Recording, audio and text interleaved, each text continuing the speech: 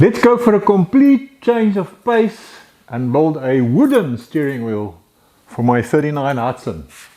Coming up. How's it, yokes, and welcome back to my workshop out here in the forest. If you don't know me, my name is Diff, as in difficult or different or differential, take your pick. So my regular viewers will know that I recently committed to building that little yellow 1959 Renault for my wife. Well, that doesn't mean I'm not going to work on the Hudson anymore. It is time to get back onto this project as well. So my idea is to alternate between the two. Maybe I will start doing a Wifey Wednesday or a Swimbo Sunday or something like that. You know what Swimbo stands for, right? She who must be obeyed. There we go, man. So I do believe true rat rod building means you have to use junk parts and scrap and repurposed parts as much as possible. So this is the essence of the steering wheel from my donor car, the Isuzu. I've ripped off all this spongy plastic or whatever it is. I'm left with the metal parts. Now let's see what we can do with this. So I've done previous videos where I did something similar, and then I would actually fit little bits of pipe all around and build a steering wheel that way, like a complete steel steering wheel. I'll put a link here on the screen so you can go check it out if you want. But I think for the change of pace, what I would like to do is to actually cover this in wood. So let's see how that's going to work out. Should be quite interesting. I've still got my rusty and dusty but trusty old Watkins thickness planer left from my woodworking days, standing here tucked away in a corner. So I'm going to use that just to get the thickness of my piece of wood to what I want.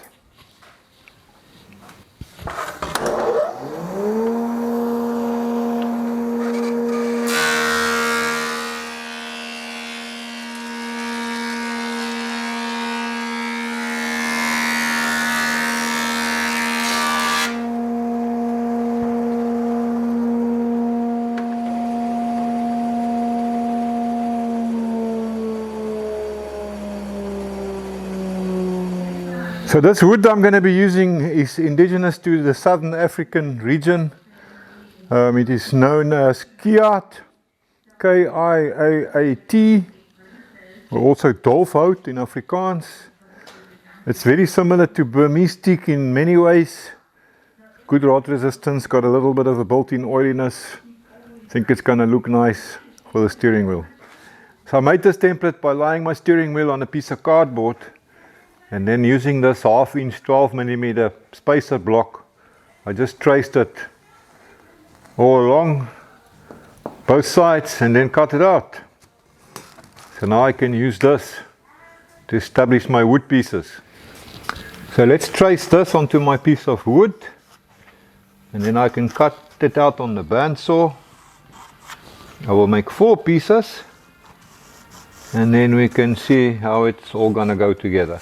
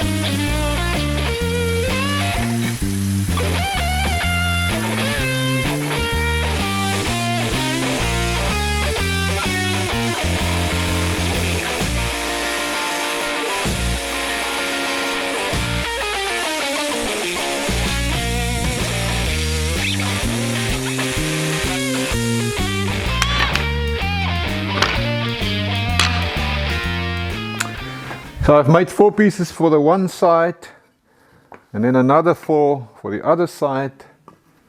So it needs to sandwich the steel steering wheel in between. So now I need to make a groove in here on the bottom ring and on the top ring. So I'm going to use a router to cut that groove, and looking here through my router bit collection, I've got 2 size bullnose cutters or bits. This one's 1/2 inch, that one is 3/4 inch. If you don't know, a bullnose cutter has got a half round shape like this here, so it will cut a half round slot. The diameter of this steel ring on my steering wheel is 14 millimeters, which in inches would be a little bit more than 1/2 inch. So that 1/2 inch cut is not going to work. I'm going to have to use this one, which will make it for a bit of a sloppy fit, but I'm not too concerned about that. We'll make a plan. I ordered another dusty machine from the distant past. I must have built this router table, I don't know, about 20 years ago. So like everything else around here, or most everything else, it's quite old, but like most everything else around here, it should still be working pretty well. Let's find out. Oh, and I'm here in another dusty corner of my big shed, the woodworking department. It's mostly a woodworking museum now, but I do spend some time here occasionally, like today. I suppose at some point I should give you guys a bit of a shop tour, eh? So this fence for my router table that I made contains this featherboard that is made from a bit of plywood, and this is just a piece of hardwood with these little, what do you call them? Legs. It's adjustable this way and up and down. Let me show you what the job is that it does. So you adjust it so that it just gives a bit of pressure on your workpiece. So you can see it's now holding it firmly down. It's kind of difficult to come back, but we don't want that. We want to keep feeding it in that direction. And then obviously when you come out, they spring back. So it's kind of a safety device as well, because it holds that workpiece firmly in place, but it also ensures that you get a nice cut. So this old Makita router that's screwed here to the bottom is at least 30 years old. It still works. The bearings does screech a little bit. Let me tell you why. It's quite a story. Quite a long time ago, I accidentally dropped this into the sea, believe it or not. So it was completely submerged in salt water. Okay, well, I immediately ripped it out and dunked it into a bath of fresh water, swirled it around, then took it apart and dried it. And after that it was working fine, but those bearings were a little bit unhappy. But that was a long time ago and it's still going strong.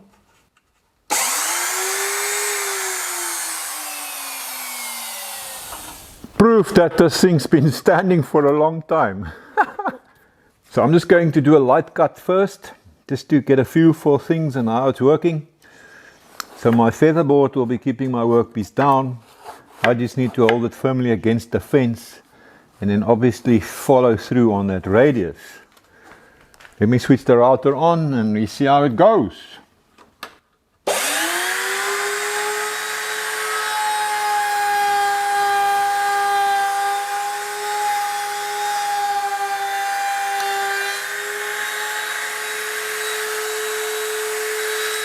A little bit of a wobble there, but otherwise not too bad. And it doesn't really matter because you're not going to see it anyway. This is going to be the glued surface.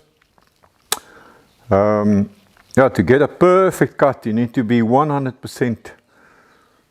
How do you put this? On the apex of the curve, perpendicular to the curve as you feed it through, and that's quite tricky. But we do the best we can. Okay, router is now raised for the full depth cut. Let's go.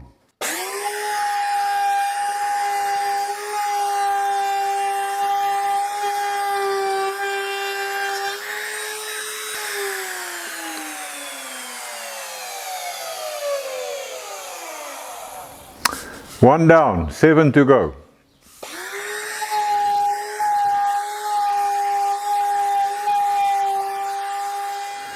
Okay, 8 pieces with saffron slots in them. Excuse me. I'm sure you didn't want to watch me do that 8 times. They're not absolutely perfect, but it doesn't matter.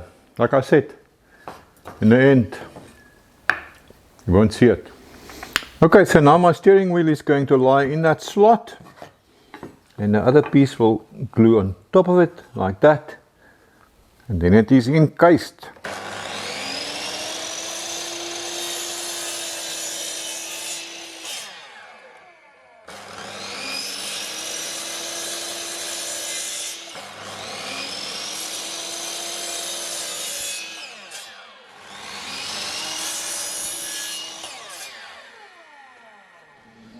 Okay, let's see.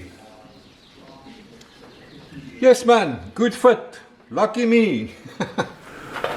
So I glued my first ring together just here on the butt joints. Yeah, many hit and run tries on the chop saw to get these butt joints to fit nicely. But I think I got it. So I think I can take this ring off now.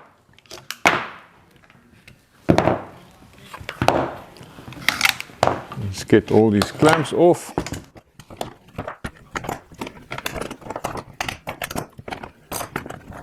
So this should come right off now. Here we go. So not a lot of strength being just glued on the butt joints, but it doesn't matter, because in the end, when I glue the other ring to this one, I will stagger the joints and that'll give it adequate strength. Did you guys notice this knot right there? It looks exactly like an eye. It's actually freaking amazing. I'm just going to clean up my butt joints a little bit using a sanding block. Just a piece of plywood with a handle screwed onto it and the coarse sandpaper glued to the bottom. It's a tool in itself. And it works really well. Okay, so I'm going to do a dry run now. Just, how does it go? Like that. With my pieces here now, the other pieces. So I'm just going to clamp them without any glue first, just to check things out and make sure everything's going to be cool. There's another dusty, rusty tool that still does the job just fine.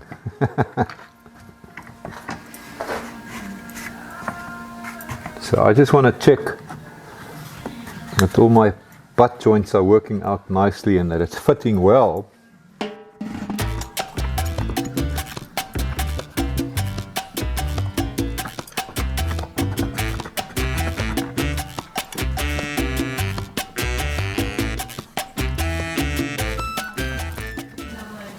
Yeah, I think we'll be good. I think I can get ready to glue this together. So epoxy glue would be a good call, but I don't have any. So I'm just going to use this white PVA glue that I have. It is actually, shall we call it, a professional version. Comes from Germany, it's very good, and it will be adequate for the job. I have no worries about that. So my first piece goes into place. I can see some good glue squeeze out. Let me get some clamps on here. Okay, one more clamp. Good glue squeeze out. So my first quarter circle piece is in place. Let's do the next one. Get that clamped in place as well.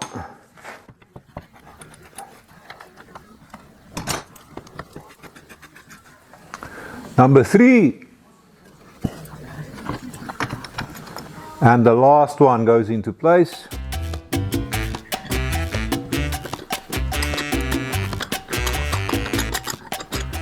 And now I must leave it alone and wait for the glue to dry. My glue is secured and I can take the clamps off. Always exciting to take something out of clamp. So let's just get, how many clamps are here? 1, 2, 3, 4, 5, 6, 7, 8, 9, 10, 11, 12 clamps. It's an old saying that woodworkers can never have enough clamps. I think the same actually goes for metal workers as well.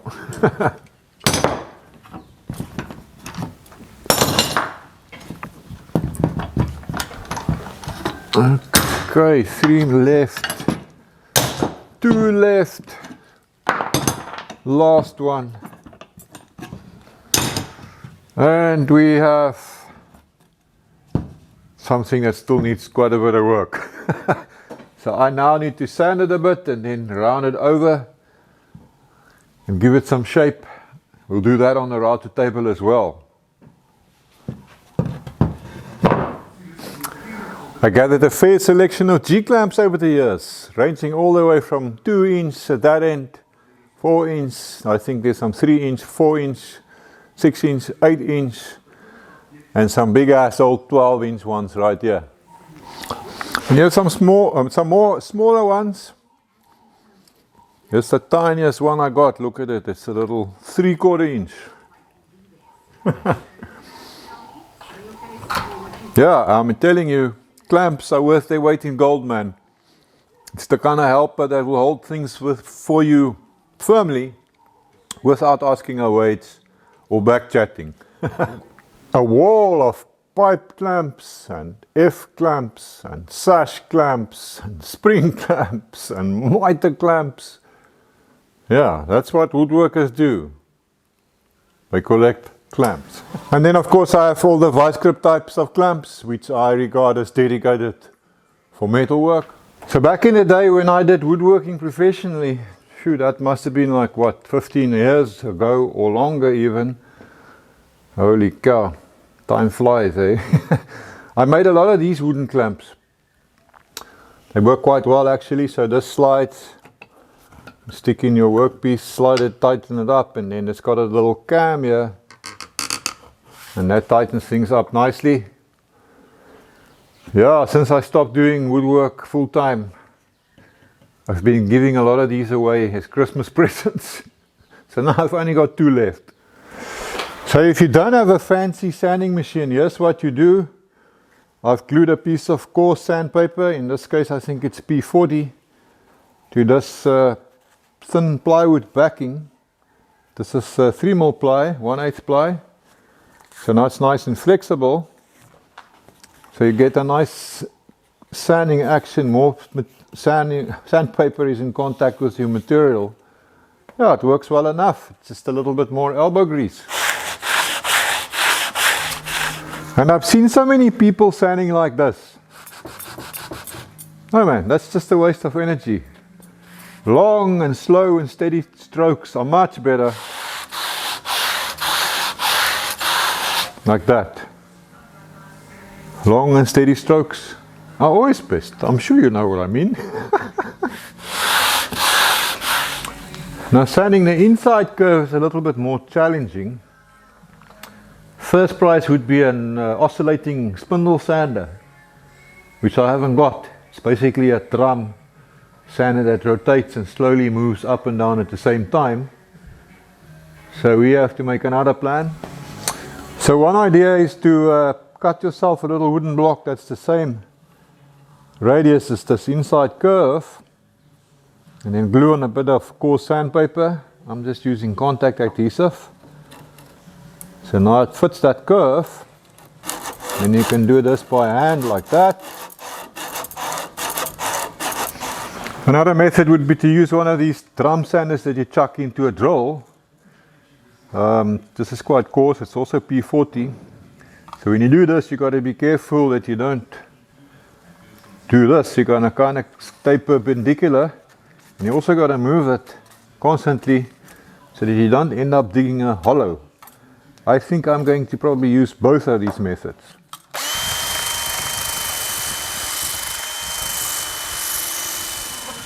Right, so now with this surface sanded and this one, and I want to round it over. Old school way would be to use a spoke shave like this. But let's stick with the modern way. And I'm going to use one of these quarter round router cutters. Stick it into the router table and then we can round it over very quickly. Okay, so I got that cutter mounted in my old router table. I set the height, so we should be good. So let's go.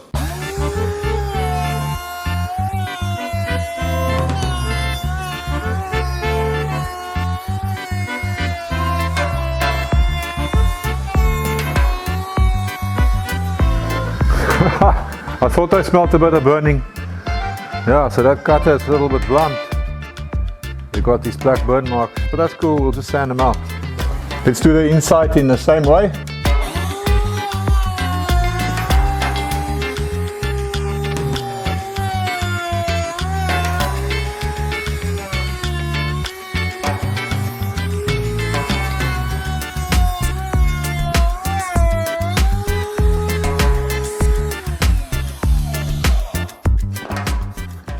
So here where the spokes are, I couldn't router, so we'll just shape that a little bit by hand.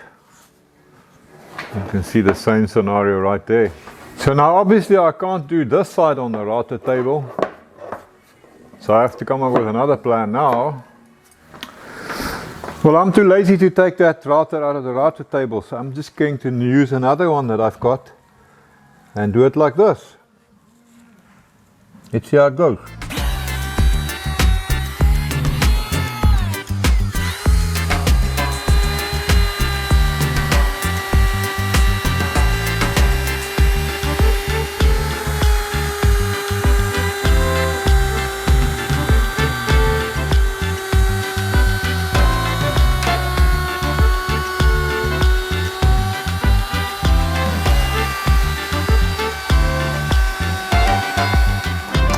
But of course I couldn't get all the way to the spokes, so I'm going to have to do this bit here by hand as well. There were some little gaps here where the spokes come out, so I glued in a little block to cover up the gap, and now I can just hopefully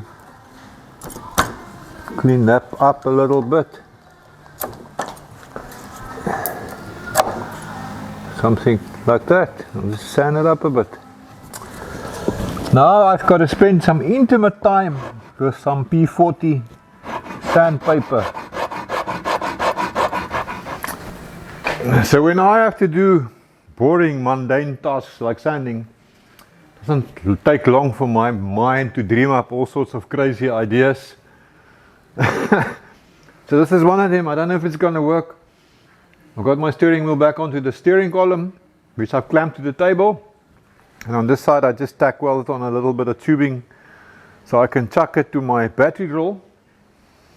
So my idea is now to put a cable tie around the battery drill switch, rotate this thing, and then I can sand it by just holding the piece of sandpaper on the rim of the steering wheel. Let's find out if it works.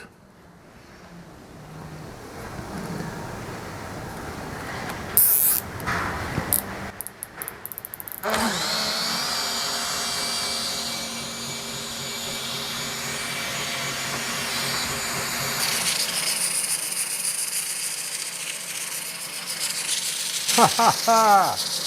Cool, man!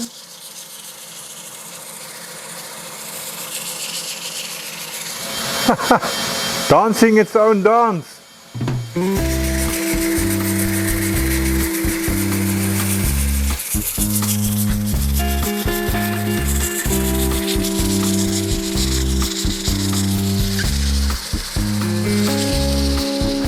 And this plan is working well, eh?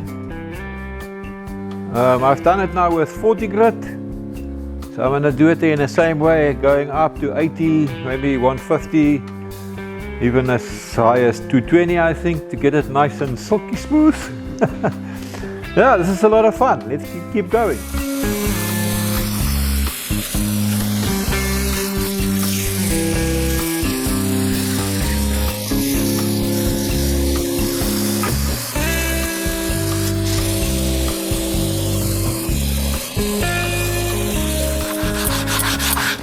Yeah, so of course there are a few spots here in between my spokes where my lathe won't reach. and I have to do it by hand. And talking of hands, please excuse the state of mind. I've had a bad run of knuckle busting, hammer slipping events. Bam, bam, bam, and here as well. Yeah, so they say these things come in threes. So hopefully my turn is over for a while. But I'm sure you guys won't mind. I mean, after all, this channel is not for sensitive sissies, is it? And please don't tell me to wear gloves.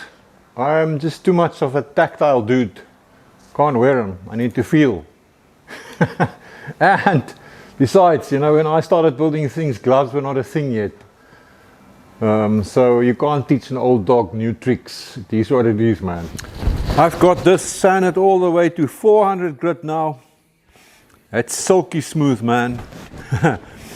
So let's just give it a wipe down with some mineral terps, so we can see those wooden colors pop out. Just look at that, eh? Oh, I'm loving it.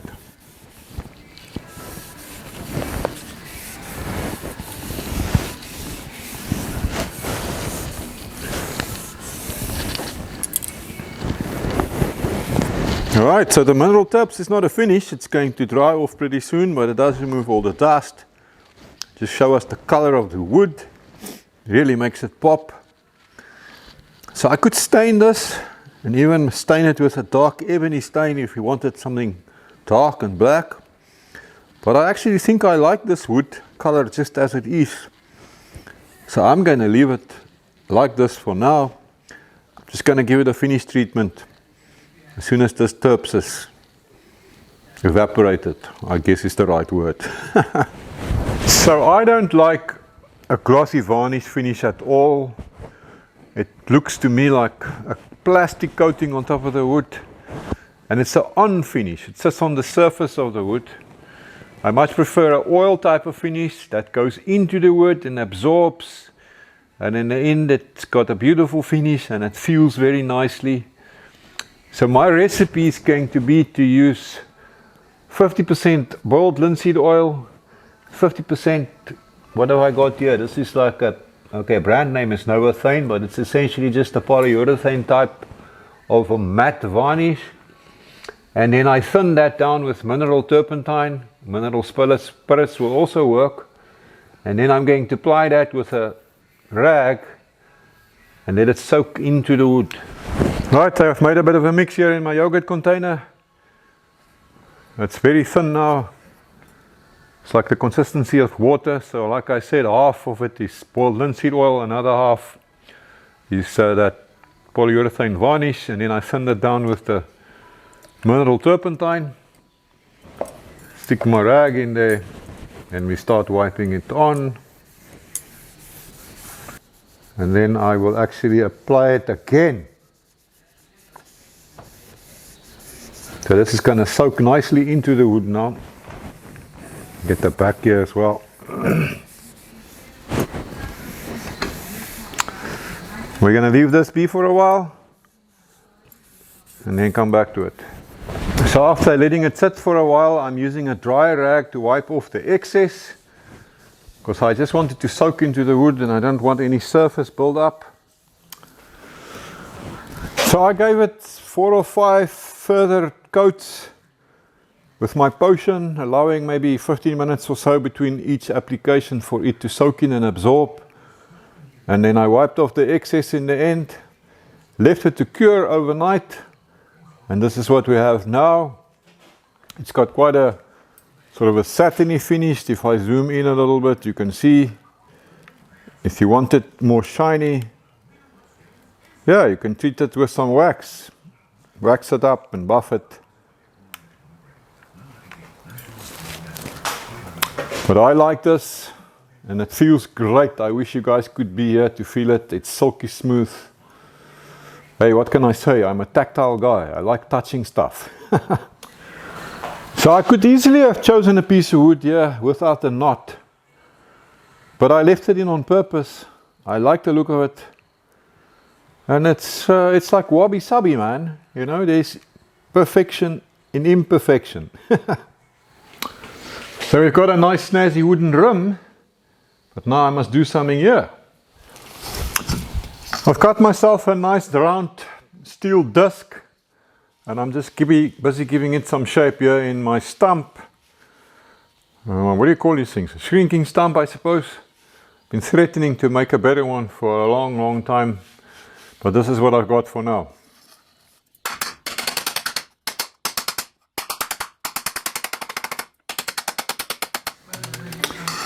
So I've hammered out this little dish, moony type thing.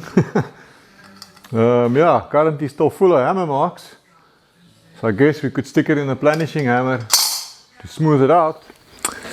So my idea now is to stick this in here, figure a way to fasten it. I think that'll look quite interesting. And looking at it now, I really enjoy the hammered finish here versus the silky smooth finish of the wooden rim. I like that contrast. I enjoy that. And for me, you know, when it comes to building rat rods, I like it when you show a little bit of a finger to what is typically expected. So I'm going to do this. I welded on two M6 1/4" bolts here to become like studs, and I added this piece as an additional cover, and now it will just fit like this. I must just line up my bolt holes. There we go. Now I can just screw on some nuts from the back to hold it in place. And then I thought, why not add something here in the middle? So I drilled a hole there and I scratched in my boxes and I found this little thing, some gear related bit. I'm not really even sure what it is. I've got boxes full of bits and pieces like this. So why don't we just stick that in there to add a bit of a ratty flavor.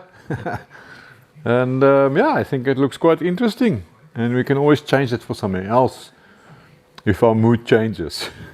Hey, look who came to visit. Hello, Arrow. Waggly, waggly, waggly. And now you're standing on my shoe. Right, so with my steering wheel done, I suppose it's time now for me to go and see what I must do to get this steering column from my Isuzu donor truck to work in the Hudson truck. I've had this freaking steering column in and out of here 100 times now. If you are busy building your own custom car, you'll know exactly what I'm talking about. It's not like they make it out in those fake car shows. So I think I finally got it in place now. I had to do a bit of a cutout here in the dashboard to get it in the right position. And now I've got it temporarily tied up here with a piece of wire. Same deal up here, piece of wire to hold it in place for me so that I can weld on some brackets. Hey, whatever it takes, huh? It's turning out to be pretty damn close to the engine here, but I will be able to get the cover off. You know, the plug wires, I'm gonna have to do something because currently they are rubbing against the steering column, which is not a good thing. But yeah, this is what it has to be. I can't move it further away, then it doesn't line up inside the cab. But this will work, there's enough clearance. So I've got these mounting brackets clamped on here. And now all I have to do is crawl in under and get some weld spatter fall on me. And hopefully get them tack welded to the steering column as well in the process. Yeah, it's not going to be fun.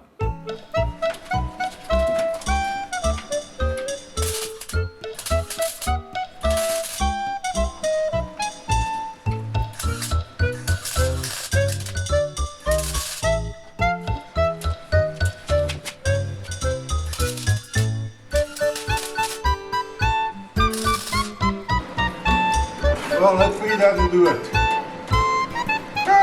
What's wrong with me? Why am I doing this?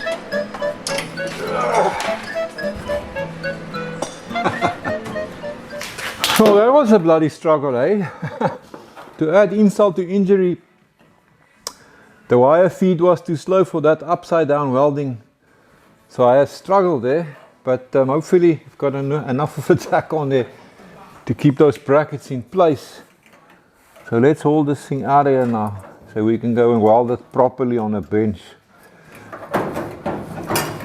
It should come right out, let's see. There we go. Gotcha! So that's what I have now, these two pieces of flat bar and some rather suspect tacks. But it's holding, so I need to weld this up fully now, and I'm also going to add a brace piece in here to beef it up a little bit more. Like so, that will be plenty strong enough. Hey, and if you think my welding is untidy, look here, they still beat this factory weld. So I have to extend the shaft now. So I've already cut it right here. And I inserted this piece of pipe that's a nice tight fit inside this piece of tubing. I've welded it.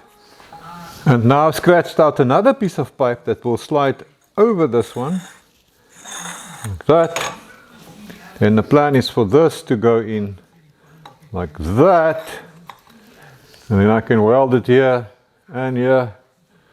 So I've got reinforcement on the inside and an outside piece of tubing. That's going to be plenty strong. It's got a nice gap here. That's probably about 6 millimeters, quarter of an inch, to ensure that my welding will catch the inside piece of pipe as well, and I have good penetration. And to line it all up, I've clamped it into a piece of scrap angle bar that holds it all nicely lined up. Now I can tack it here and here and then weld it together. Like so. That ain't going anywhere except round and round. Okay, lekker man. So I've got my steering column bolted into place now. But down there, I've still got a hole. My aim wasn't so good. So I better close that up. Like so. Now of course I still have to weld it fully. But I'm not going to do that now. I'm a little sick of taking this thing in and out. I mean, how many times have I done that today already? And then of course, yes, I had to bolt it so that I can still remove my steering column. And then of course I had to make a doubler plate for the front side of the firewall. But now my steering column is finally in place. Whoopee! Let's stick in a temporary seat. And I maneuver this into place for the time being.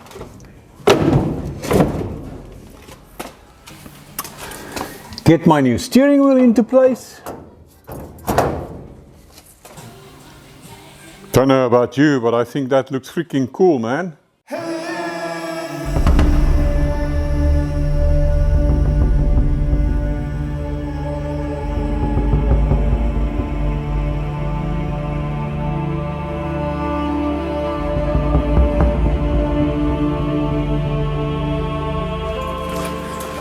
Okay, let's see.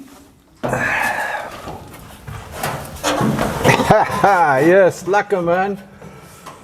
No, I'm not going to think about all the work that still needs to be done inside this cab. I'll just keep the dream alive by imagining myself cruising down the road.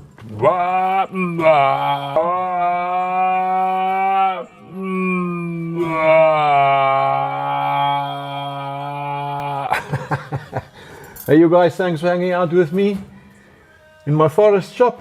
I enjoyed your company. I'll see you in the next video, man. Until then, have a lekker one.